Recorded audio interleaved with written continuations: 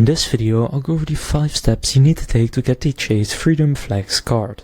So you can either apply online through the Chase website or by visiting a Chase branch, and here are the steps to apply.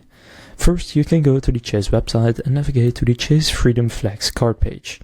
Then click on the Apply Now button and fill out the application form with your personal information including your name, address, income and social security number.